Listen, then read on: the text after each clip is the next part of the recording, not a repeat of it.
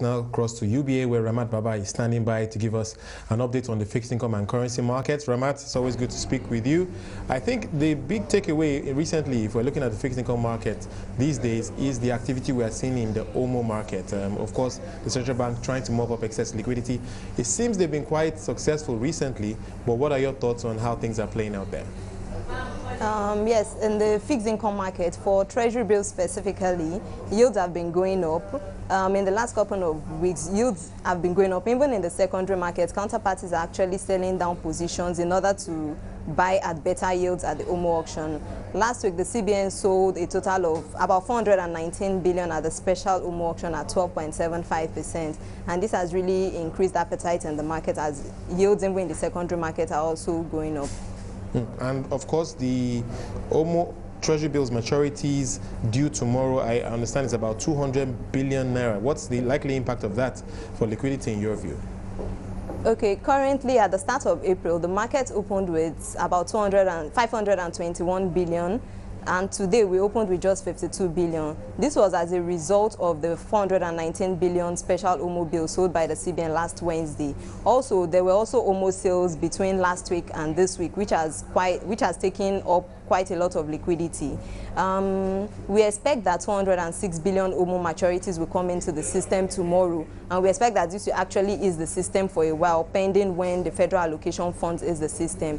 For today, overnight NIBOR traded at 14.5. This is the highest we've seen in a couple of weeks now, but we expect things to actually ease out tomorrow. Well, 14.5 actually sounds pretty high. Where do you see it easing to, though, when we see that, when we see those flows into the market tomorrow?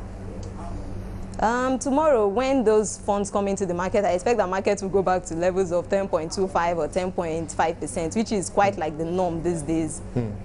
Okay, so 10, just over 10, the norm right now. Let's talk about foreign investors' activity in the bond market. How's that playing out? Of course, they've been very important in the context of where the naira is, where fixed income yields are, particularly for bonds. What's happening right now?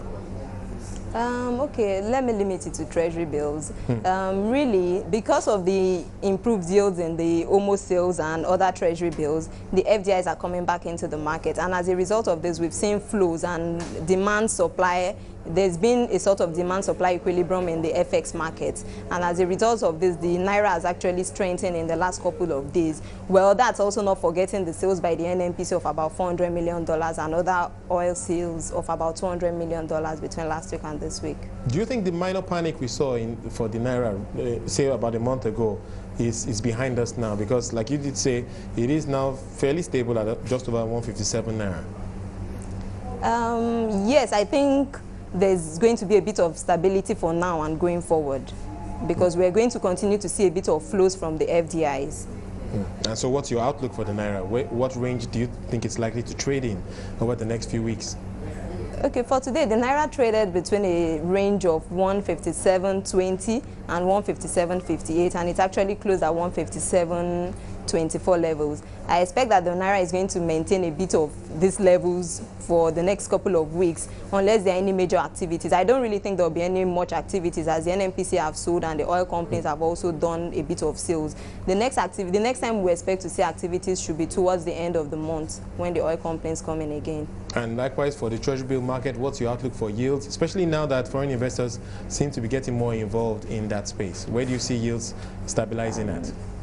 12% levels. Currently, at the OMO auctions, rates are already they're already at 12% levels. We expect to see them going to the upper region of 12, that's approaching 13%. Then at the primary auction, we actually expect that yields will start going up to 11% or 11.5% levels. Can you give us some insight into how much the central bank typically mops up in these OMO auctions? I know there was a time it was pretty slow, the uptake was very low, but now it seems to have picked up.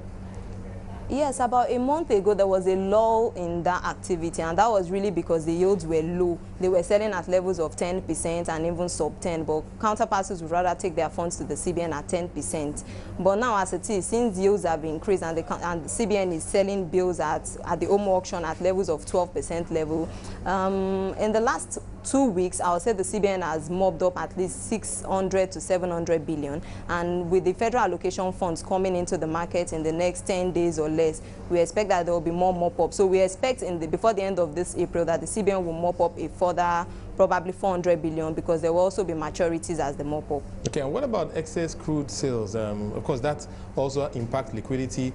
I haven't heard much about that recently. It seems it's more talk about the distribution of the monthly allocations to the various tiers of government. For excess crude, we don't expect funds to come into the market for now for excess crude. We are only expecting FAC funds. There were funds came into the market sometime last week, because 2 weeks ago rather, because aside the regular FAC funds inflow, we also had the special FAC funds, which was more like the excess crude funds inflow. So I don't think we're going to be getting that for a while. If we move briefly back into the FX market, CBN, of course, they sold about $237 million last week. Can you just give us some information on the activity we're seeing this week? Okay, last week the CBN sold $237 million at the double leaders window. There was just one session last week because of the public holiday. This week the CBN has sold a total of $600 million, and the stop rate on Monday was 155.74, but today the stop rate was 155.75. So that's just like a 1 kobo depreciation. I expect that the Naira will continue to, the CBN will continue to supply lots of dollars into the market, and as a result, demand will continue to decline. And of course, as they do that, one will keep a very close eye on where those reserve levels are. But recently, we did see them intervene more directly into the interbank market when the Naira seemed to be moving closer to 160. Are we still seeing that kind of activity in the interbank market now?